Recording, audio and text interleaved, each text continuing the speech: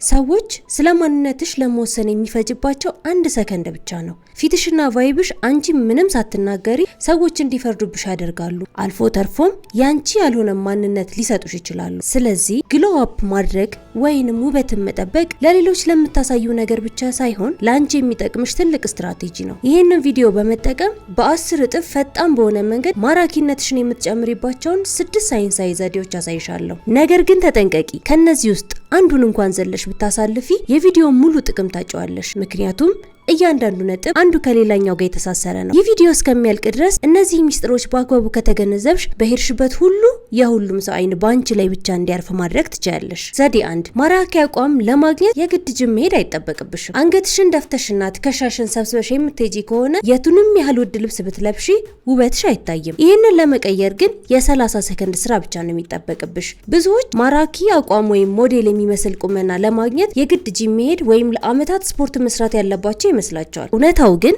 ይህ አይደለም። ይህንን ቪዲዮ በመጠቀም በሰከንዶች ውስጥ ውጤት የሚያሳይ ማንም የማይነግርሽን አንድ ህገወጥ የሚመስል ዘዴ አሳይሻል። ተንበርክከሽ ክንዶችሽን ሶፋ ወይም ከፍ ያለ ቦታ ላይ አሳርፊ። ከዚያም ጭንቅላትሽን በትከሻዎችሽ መሃል ዝቅ በማድረግ ደረትሽ ወደ መሬት እንዲጠጋ አድርጊ። ይህን ስታደርጊ እንዳንቺ ያለች ጠንካራና ስራ ወዳድ ሴት ቀኑን ሙሉ ኮምፒውተር ላይ በመስራት ስልክ በማየት ወይም በመቀመጥ ምክንያት የተጨነቁት የደረትሽ ጡንቻዎች ይለጠጣሉ። እንዲሁም ወደፊት ተለጥፎ የነበረው አከርካሪሽ ወደ ትክክለኛው ቦታው ሪሴት ያደርጋል። ትከሻሽ ወደ ኋላ ሲመለስ ደግሞ በአንገትሽ አካባቢ የታፈኑ ደም ስሮችሽ ይከፈታሉ። ቁመትሽ ይጨምራል። አከርካሪሽ ቀጥ ስለሚል ወዲያውኑ ከ3 እስከ 5 ሴንቲሜትር ድረስ የረዘምሽ ትመስያለሽ። ፊትሽ ይቀረጻል። ትከሻሽ ወደ ኋላ ሲመለስ አንገትሽ ሲቃና በመንጋጋሽ አካባቢ ያለው ቆዳ ይወጠራል። ይህም ፊትሽ ይበልጥ የተቀረጸ እንዲመስል ያደርጋል። በሳይንሳዊ መንገድ ሰውነትሽ ቀጥ ሲል አእምሮሽ በራስ መተማመንን የሚጨምር ሆርሞን ማመንጨት ይጀምራል። ለፈጣን ለውጥ ከቤት ከመውጣትሽ በፊት ለ30 ሰከንድ አድርጊው። ለዘላቂ ውጤት ደግሞ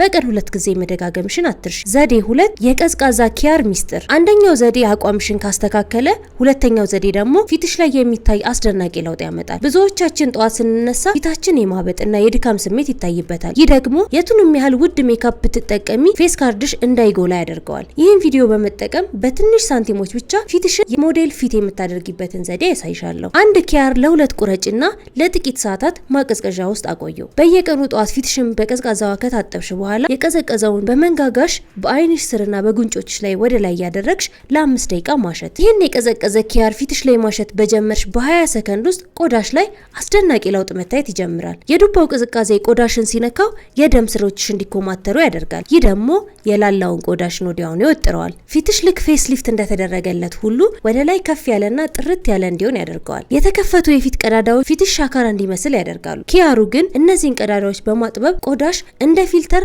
ለስላሳና የተስተካከለ እንዲመስል ያደርገዋል። በኪያር ውስጥ የሚገኘው ቫይታሚን ኬ የደም ዝውውርን ስለሚጨምር የአይን ስር ጥቁረትን በከፍተኛ ሁኔታ ይቀንሳል። ጠዋት ስትነሺ የነበረው የድካም ስሜት ተወግዶ አይኖችሽ ብሩህና ንቁ ይሆናሉ። ከበረዶ ይልቅ ኪያሩ የሚመረጠው በውስጡ ባለው ቫይታሚን ሲ ምክንያት ነው። ይህ ቫይታሚን ቆዳሽን በውስጥ በኩል በማከም የጠቆሩ ቦታዎችን ያጠራል። ፊትሽም የጠራና ራዲየንት የሆነ የተፈጥሮ ብርሃን እንዲያመጣ ያደርገዋል። ፊትሽ ላይ መቅላት ወይም ብጉር ካለብሽ ኪያሩ ቆዳሽን በማቀዝቀዝ የፊት ቁጣን ያስታግሳል። ቆዳሽ እንዲረጋጋና ጤናማ መልክ እንዲኖረው ያደርጋል። እስቲ ራስሽን ጠይቂ። ለወራት የምትጠቀሚ ውድ ክሬም ያላመጣልሽን ለውጥ በ20 ሰከንድ ውስጥ ማየት ብትችይስ? ይህ የኪያር ዘዴ ተራ የቤት ውስጥ መፍትሄ አይደለም። ቆዳሽን ሪሴት የሚያደርግ የውበት ስትራቴጂ እንጂ። ብዙዎቻችሁ በኋላ አደርጋለሁ ብላችሁ እንደምታልፉ አውቃለሁ። ነገር ግን ቆንጆ መሆን የሚጀምረው ነገ ሳይሆን አሁን ነው። ዛሬ ማታ አንድ ኪያር ማቀዝቀዣ ውስጥ ከተሽ ነገ ጠዋት ለ20 ሰከንድ ብቻ ሞክሪ። ውጤቱን ስታይ ግን አንድ ነገር ቃል ግቢልኝ። መስታወት ውስጥ አይተሽ በለውጥ ውስጥ ትደነቂ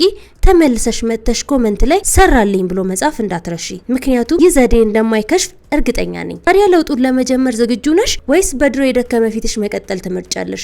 ምርጫ ያንቺ ነው። ዘዴ 3 የጠፍጣፋ ሆድና የወገብ ቅርጽ ሚስጥር። በጣም ቆንጆ ልብስ ለብሰሽ ነገር ግን በሆድ መነፋት ምክንያት ልብሱ ባልፈለግሽው መልኩ ወጥሮሽ ያውቃል? ብዙ ጊዜ ችግሩ የሰውነት ስብ ሳይሆን በሆድሽ ውስጥ የተጠራቀመ አላስፈላጊ ጋዝና ውሃ ነው። ይህንን ቪዲዮ በመጠቀም በትንሽ ቀናት ውስጥ ሆድሽን ቀጭንና ፍላት የምታደርጊበትን ቀላሉን የሎሚ ውሃ ስትራቴጂ ነግርሻለሁ። በየቀኑ ጠዋት በባዶ ሆድሽ አንድ ብርጭቆ ለብ ያለ ውሃ ከግማሽ ሎሚ ጋር ዋደሽ ጠጪ። ሎሚ በውስጡ ከፍተኛ የሲትሪክ አሲድ ይዟል። ይህ አሲድ ከለብ ያለ ውሃ ጋር ሲቀላቀል የምግብ መፈጨት ሂደትን 10 እጥፍ ያፋጥናል። በሆድሽ ውስጥ የተጠራቀሙ መርዛማ ነገሮች እንዲወገዱ በማድረግ የሆድ መነፋት ወዲያውኑ እንዲጠፋ ያደርጋል። ይህንን የሎሚ ውሃ መጠጣት በጀመርሽ በጥቂት ቀናት ሰውነትሽ በሚገርም ፍጥነት ምላሽ መስጠት ይጀምራል። የምታስተውያቸው 3 ዋና ዋና ነገሮች አሉ። የመጀመሪያውን ለውጥ የምታስተውዩ ጠዋት ስትነሽ ነው። በሆድሽ ውስጥ የነበረው የክብደትና የመነፋት ስሜት ድንገት ተወግዶ ሆድሽ ይበልጥ ፍላትና ቀላል ሆኖ ታገኘዋለሽ። ይህ የሚሆነው ሎሚው በሆድሽ ውስጥ የታፈነውን ትርፍ ውሃና ጋዝ ስለሚያስወጣው። ከ3 ወይም 4 ቀናት በኋላ በመስታወት ስትመለከቺ ፊትሽ ላይ የሚታይ ልዩ ብርሃን ታያለሽ። ሎሚው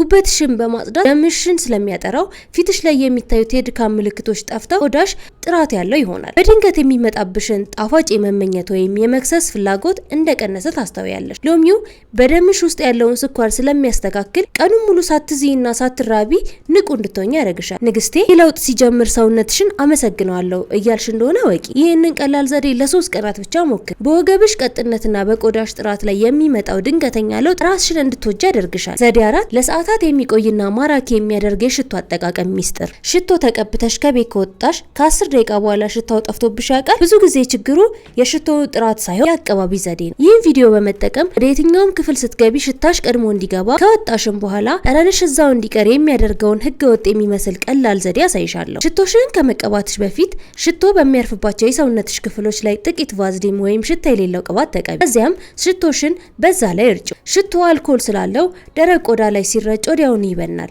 ቫዝሊን ግን ሽቶውን መቆለፊያ ሆኖ ያገለግላል። ሽታውን ወደ አየር ከመበተን ይልቅ በቆዳሽ ላይ ተጣብቆ ለሰዓታት እንዲቆይ ያደርጋል። የምትረጭባቸው ወሳኝ ቦታዎች፣ የመጀመሪያው ከጆሮሽ ጀርባ፣ ሰዎች ሰላም ሲሉሽ ወይም ሲጠጉሽ የሚማርክ ጠረን እንዲያገኙ። ሁለተኛ በእጅሽ አንጓል። እጅሽን ስታንቀሳቅሺ ሽታው አብሮሽ እንዲነፍስ አስታውሺ። ሽቶሽን እጅሽ ላይ አትሽ። ማሸት የሽቶ ሞለኪውሎች ስለሚሰብር ሽታውን ያጠፋዋል። ሶስተኛ በአንገትሽ የደም ስር ላይ የሰውነትሽ ሙቀት ሽታውን ቀስ እያለ ቀኑን ሙሉ እንዲወጣ ስለሚረዳ።